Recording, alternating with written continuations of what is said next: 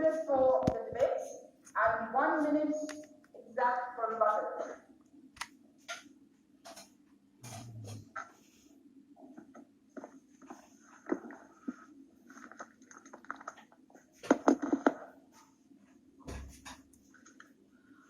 Very good morning, respected chairpersons, seniors, my dear colleagues and friends, ladies and gentlemen.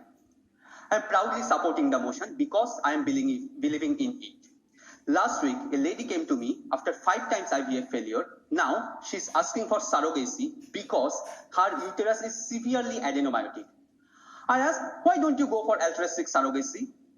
Because people are arguing that it's a reality, it's quite possible in India, it's not a myth. Then the lady asked, doctor, I thought you have some common sense in your grey matter, but unfortunately you don't.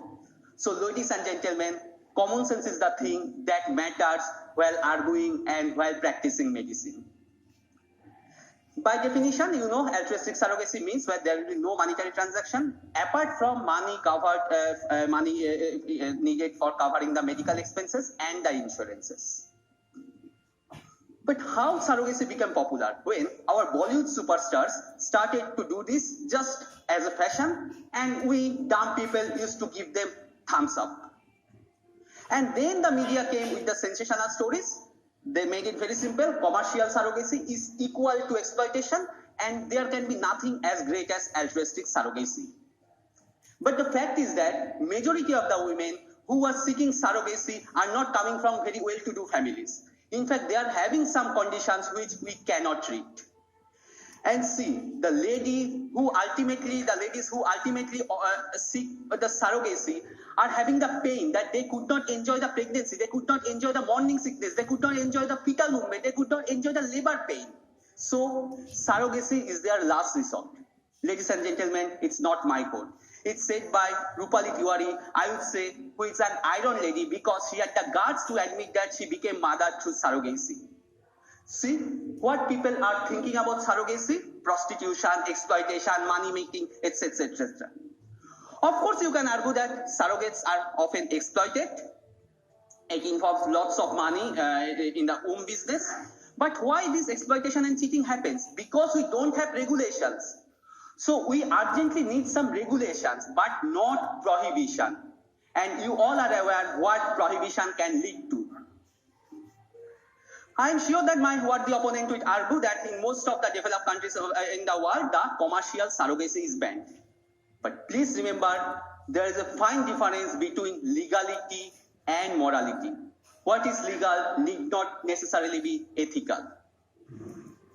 Having said that, we have number of laws in our country, like transplantation law, which bans the commercial organ donation. But see, what types of news, what types of queries, and what types of advertisement we see in day-to-day.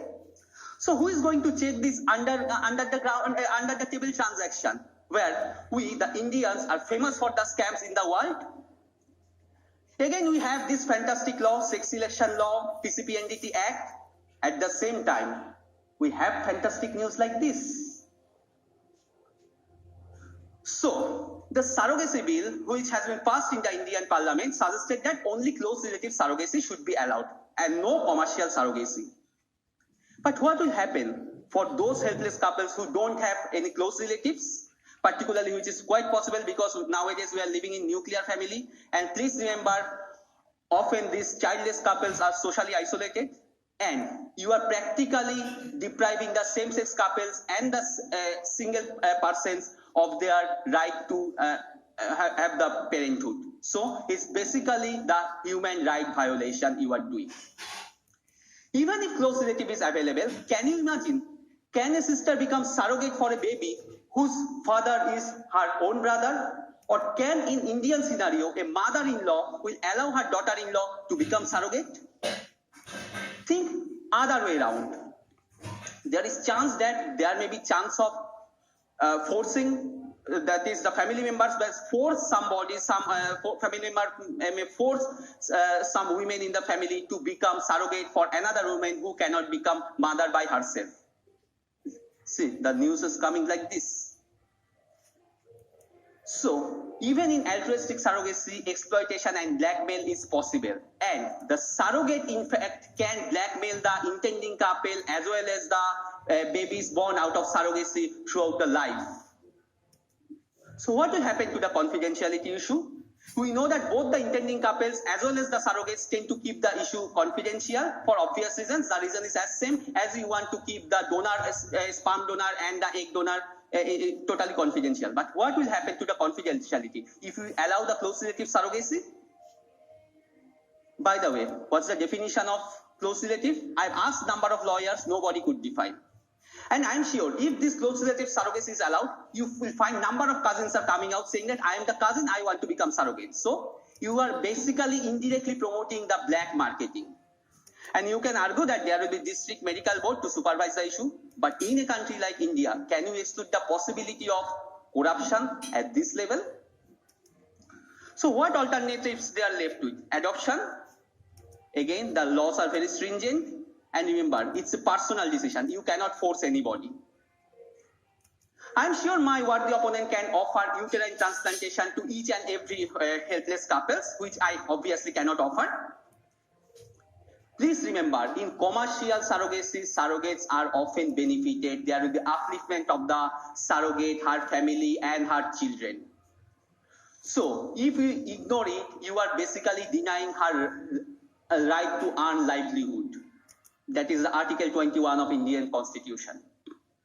So we need regulation to protect the right of the surrogates, the intending couples, and the children born out of surrogacy. In fact, the IVF industry in India needs regulations because IVF sector in India is poorly regulated. But what will you do? Because you cannot regulate the IVF sector, are you going to ban the IVF and ART as a whole, just like putting a cart before the horse? When you are banning the commercial surrogacy, you are basically banning the surrogacy as a whole. Remember, both the parties are mutually benefited. So, both the prospective parents and the surrogate mothers are in symbiotic relationship. Even then, if you want to believe that a commercial surrogacy should be banned, I'll just say what this great man said on the earth. So, ladies and gentlemen, I raise my case here. Thank you very much. Thank you, Dr. Sujit Dasgupta, for your very enthusiastic talk. Now I invite Dr. Ashwani Tanya to speak again.